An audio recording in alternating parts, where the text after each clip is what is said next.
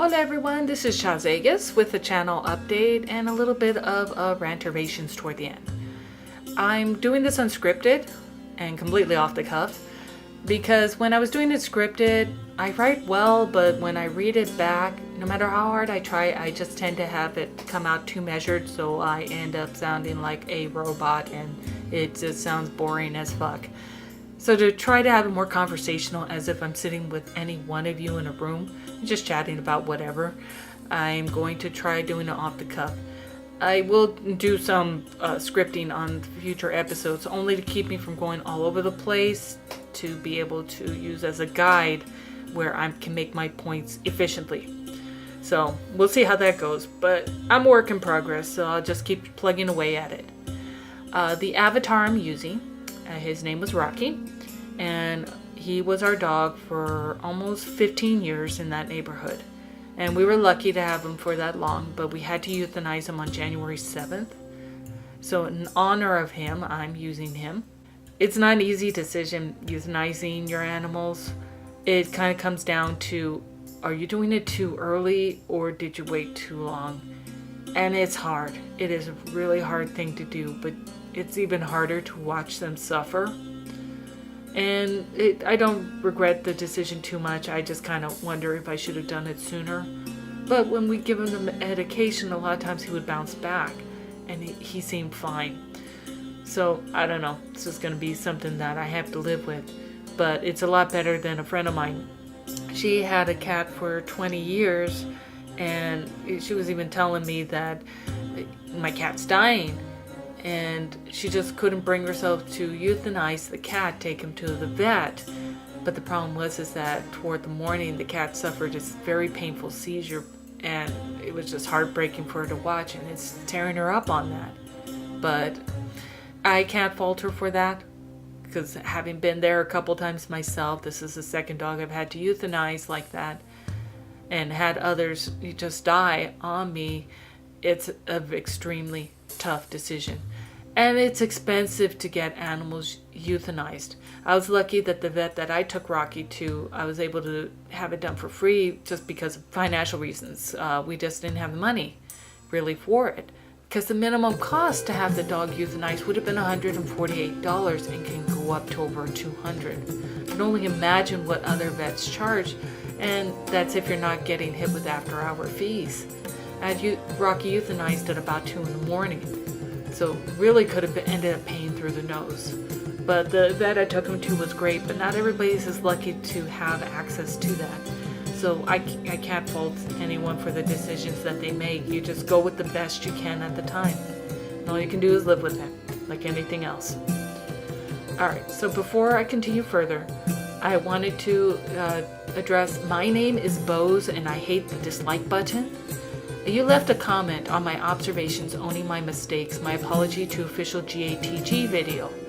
And you asked me, are you on fanfiction.net? Then you said, I am just curious because I have read a Naruto story named Underneath the Leaves whose author has the same name as you. BOSE, yes, that is me. I have been on fanfiction.net for a long time, and that's my epically long story that hopefully I'll finish sometime this year.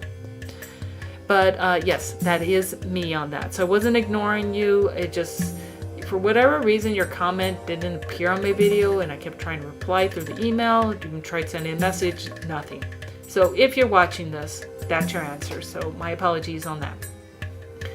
Okay, so the reason I haven't been online, period, because not just YouTube, I actually haven't been on Twitter or checked my emails that much for the past year, was I basically unplugged. Now, part of that was by choice, or at least I thought so, because I was feeling really apathetic and just always tired and no interest in doing that. But it turned out it was tied to anemia.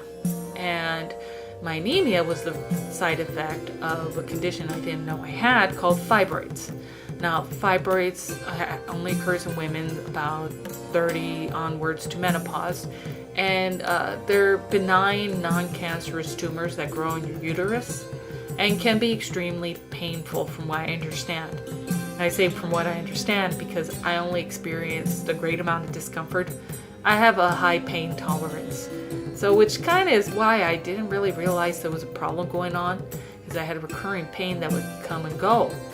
And my periods got heavier, that had changed. My cycle was still the usual time frame, but in addition to the heavier blood flow, I had an increase on the cramps, but still didn't realize anything was wrong. I thought somehow that was related to, I don't know, early menopause or something.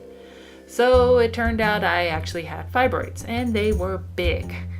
By the time they got surgically removed, and I did not have laparoscopy as an option, it had to be a surgical incision, which is about almost 8 inches long.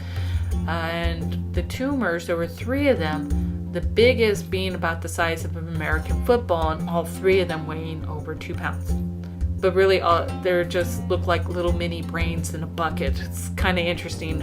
All right, so on the fibroids, surgery went really well. So overall, yeah, I was pretty freaking lucky. Did develop a slight urinary tract infection, but we caught it early enough, so got some antibiotics, and that took care of that problem. But that was pretty much the main reason why I ended up not being online at all.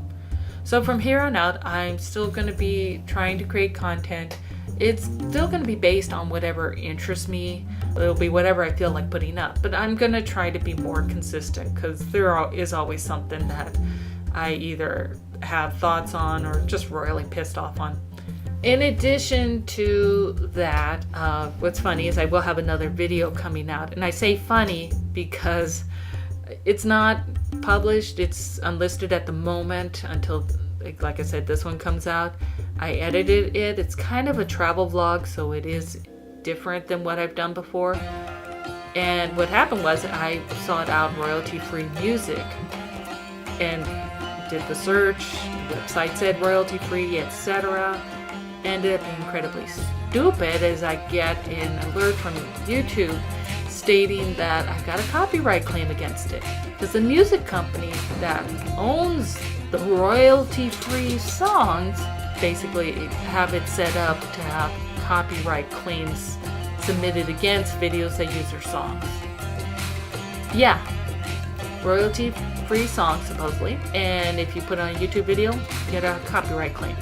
It's even funnier to me considering that I don't have the views to get any sort of ad money, so it's pretty hilarious. So they kind of want half a penny, then yeah, go for it. You guys can have the money.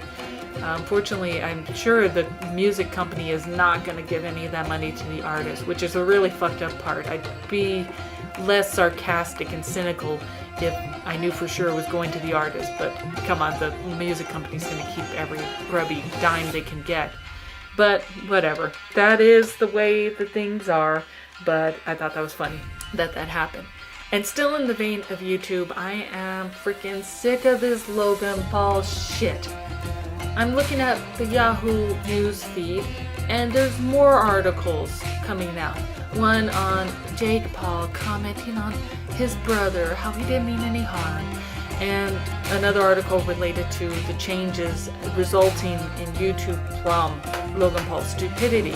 I'm not surprised by Logan Paul's actions at all. Come on, we all do stupid shit when we're in our 20s, some worse than others, but yeah, that's the age when you're a fucking moron. He shows a dead body. Alright, so that was his idiotic mistake.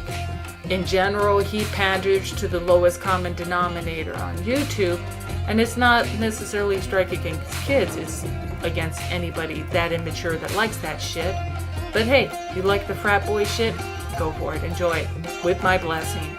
So I don't want his channel removed, I just feel it's ridiculous that everybody else is basically getting punished for it. And there was no need for these changes to the system. YouTube is basically run by the users, with the admins setting up the site and making it easier for us to use it. People who watch it, create on YouTube, basically are the ones who report on violating videos, and did so on Logan Paul's videos, and it got ignored. It got ignored. Whoever was receiving the abuse report kind of looked at it, saw a massive cash cow, and said, no, it's okay, and let it go through so it would go on to the trending page. That is what the problem is with YouTube. You can't just cherry pick and decide. It's okay for one content creator to basically break all the rules and then punish everybody else if they do the same thing because their numbers aren't as big. They don't have the views. It's bullshit. But that's the way it is, and YouTube got burned by it. Not as much as I think they should, but oh well. So I hope everyone is going to have a better 2018 this year. If it's still starting out shitty, just keep going because honestly, that's the only way you're going to win. And it will get better. It's usually just a short time frame, so just keep plugging away, folks. Take that as what you will, and adios.